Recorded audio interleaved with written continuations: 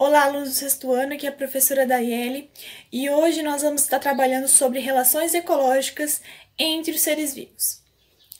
O que seria então uma relação ecológica? Todo mundo já sabe que nenhuma espécie consegue sobreviver sozinha. Então, para elas conseguirem sobreviver no meio ambiente, muitas vezes elas precisam interagir com outros seres vivos. E isso é uma relação ecológica. Quando ocorre interação de seres vivos da mesma espécie ou de espécies diferentes, eu vou ter relações ecológicas. Essas relações ecológicas podem ser divididas em dois modos: as relações ecológicas harmônicas e relações ecológicas desarmônicas. O que seria isso? As relações ecológicas harmônicas são relações entre seres vivos da mesma espécie ou seres vivos de espécies diferentes em que nenhuma espécie é prejudicada, ou seja, essa relação vai ter benefício para uma ou as duas espécies, para um ou dois seres vivos. Então, nenhum deles é prejudicado, são beneficiados, ou seja, ocorre algo de bom aí nessa relação. Agora, relações ecológicas desarmônicas são as relações que ocorrem malefícios ou prejuízo, coisas ruins. Geralmente ocorrem em relações ecológicas desarmônicas em seres vivos de espécies diferentes, mas pode também ocorrer em seres vivos de espécies da mesma espécie.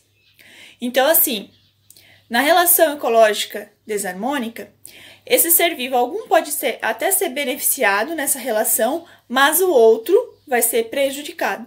Ou muitas vezes as duas espécies envolvidas são prejudicadas. Agora, eu vou falar um pouquinho das relações, cada uma separadamente. Começando por sociedade, que foi a primeira relação que vocês receberam. Então, essa relação ecológica só ocorre em espécies, em seres vivos da mesma espécie. Então, ali vai ter uma relação ecológica numa única espécie. Então, eles se interagem entre si. Quais são os exemplos de sociedade? A sociedade das abelhas, dos cupins e das formigas. Como ocorre essa relação? Na sociedade, ocorre em que são divididas em castas, ou seja, cada ser vivo ali envolvido nessa sociedade tem uma função. Cada um opera uma função na sociedade, ali no conjunto onde eles estão vivendo.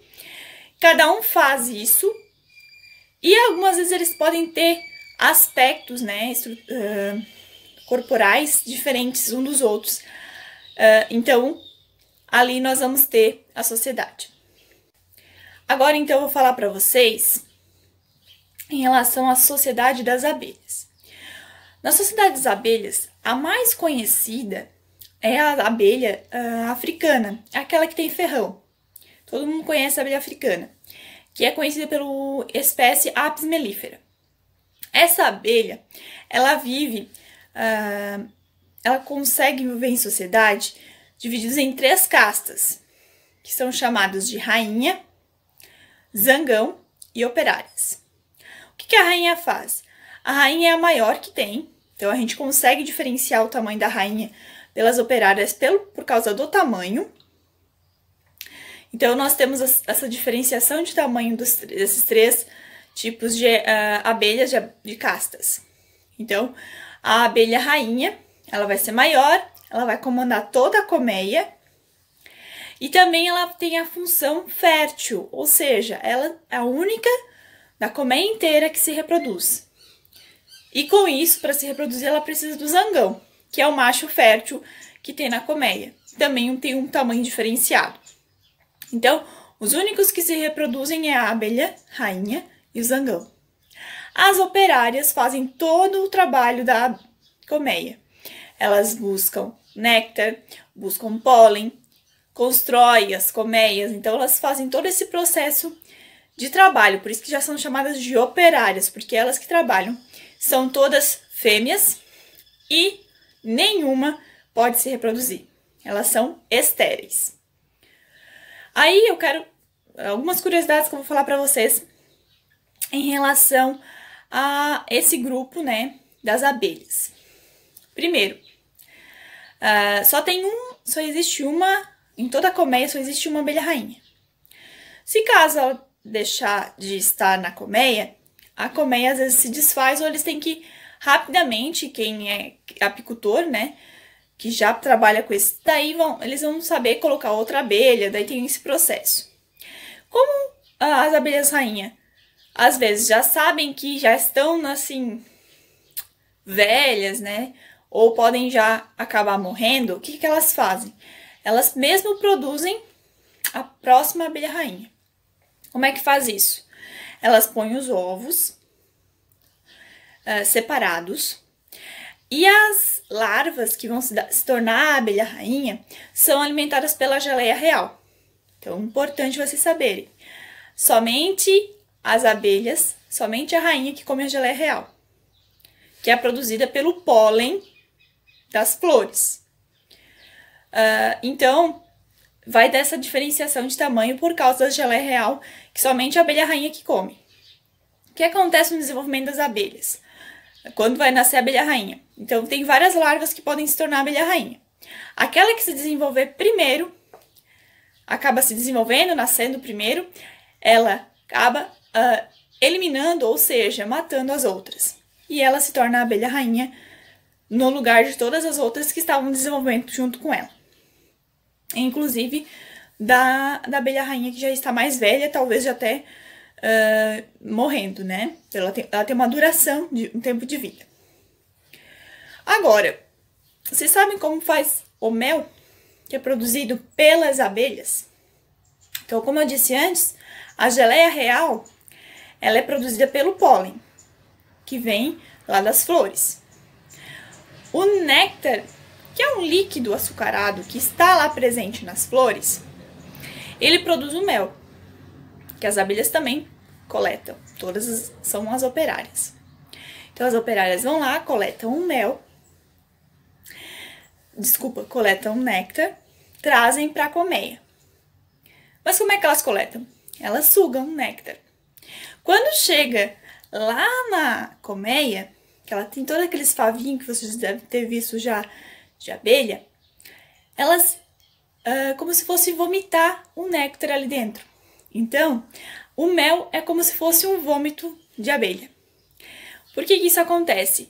O néctar é transformado porque quando a abelha suga o néctar, ali ela vai entrar em contato com uma enzima que está dentro da abelha, que vai transformar esse néctar em mel.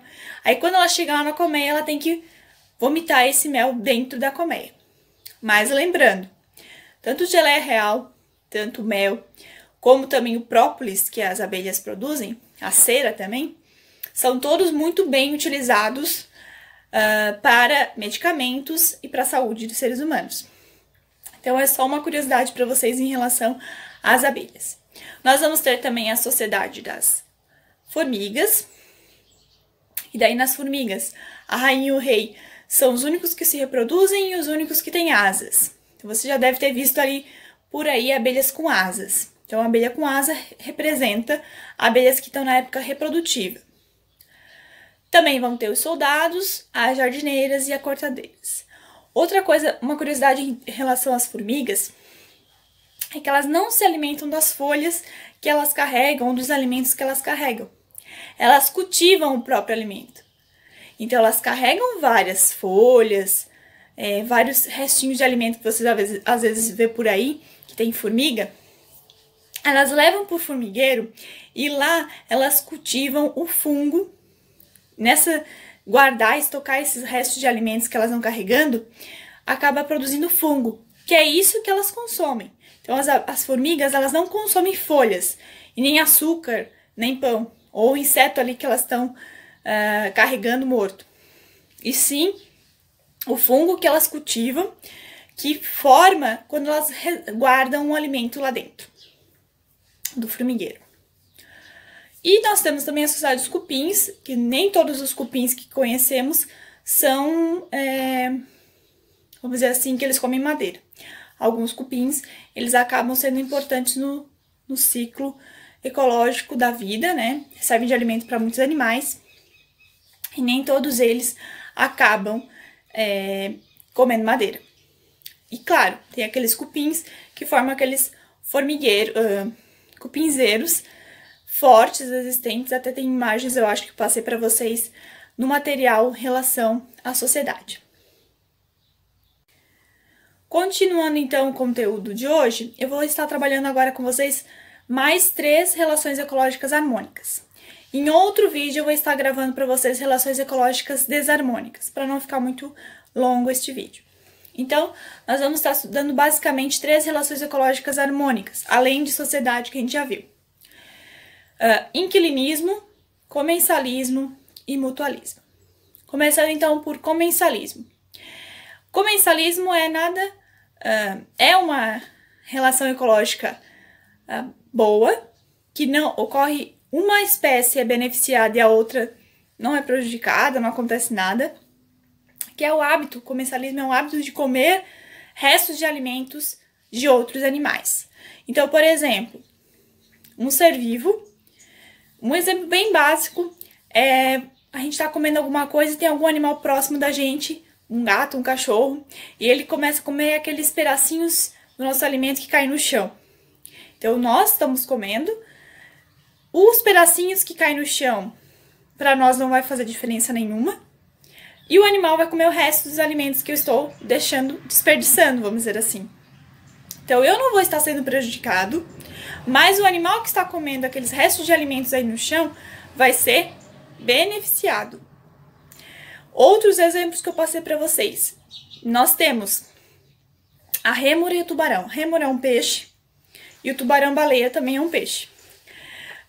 Mas a rêmora, ela vive sempre próxima do tubarão-baleia, porque o tubarão-baleia se alimenta e os restos de alimentos da alimentação dele acabam sendo fornecidos para a rêmora.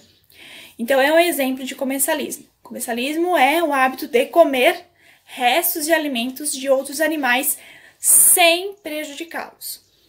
Outro exemplo disso é os urubus, abutres e hienas, que quando os animais se alimentam, muitas vezes eles deixam restos, por exemplo, o leão se alimenta de uma zebra.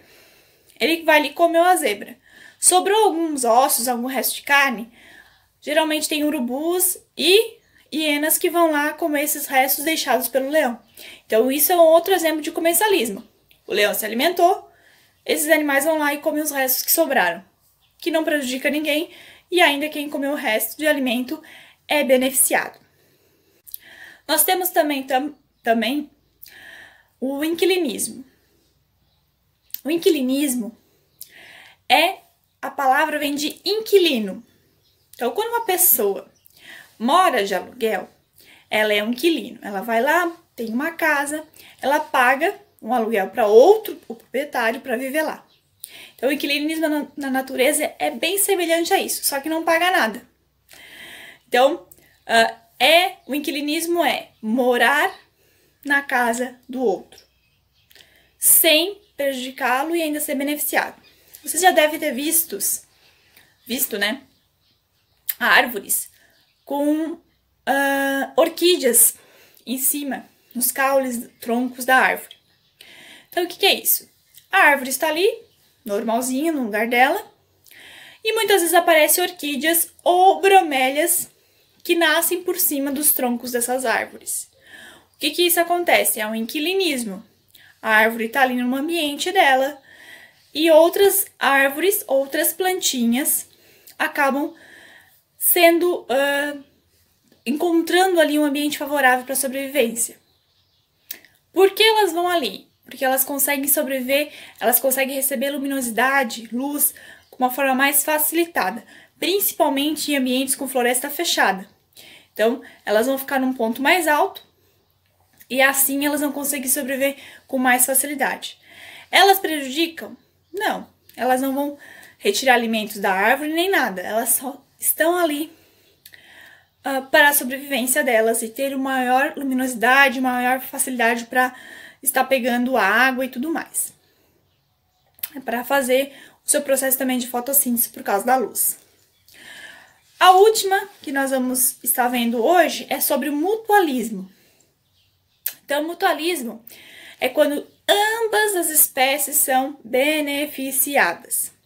Então, nenhuma é prejudicada e as duas são beneficiadas. Um exemplo é os líquens. Quem já viu, acredito que vocês já tenham visto, em árvores, parece aqueles mofos ali encostados nas árvores, que muitas pessoas chamam de fungos, que não está errado. Nos troncos das árvores às vezes parecem aqueles mofos, até vou deixar imagens aqui para vocês. Isso aí é líquen. O que o líquen é?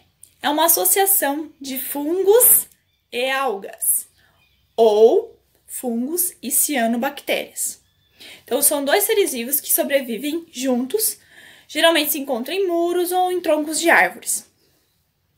Então, os líquens, os fungos vão ter proteção, vão dar proteção à alga, e a alga vai dar alimento, porque ela faz fotossíntese. Os fungos não fazem fotossíntese. Os fungos precisam obter seu próprio alimento. Eles não produzem o próprio alimento, então eles precisam obter. De que forma? Eles vão se unir, fungos e algas. Os fungos fazem a proteção para a alga, pela estrutura deles. E as algas vão produzir o próprio alimento, que vão servir para elas e para o fungo. Então, a associação de fungos e algas eu vou ter um outro nome, que é o líquen, que é o mutualismo. Um outro exemplo de mutualismo é quando as abelhas, por exemplo, voltando novamente às abelhas, quando as abelhas vão lá e coletam pólen, elas estão querendo pólen porque elas vão produzir a geleia real. Mas também, quando elas vão lá coletar o pólen é importante para a polinização das flores, ou seja, para as flores e as plantas produzirem sementes e frutos. Então, quem é prejudicado? Ninguém. Quem é beneficiado? As abelhas que coletam o pólen. Ao coletar o pólen, elas levam também restos de pólen de uma flor para outra e faz a polinização da flor, que produz o fruto, produz lá a semente para a planta se reproduzir. Então, ambos são beneficiados. Isso é exemplo de mutualismo. No próximo vídeo eu vou estar explicando para vocês em relação às espécies, às relações ecológicas desarmônicas, em que uma das espécies é prejudicada nas relações. Bons estudos para vocês!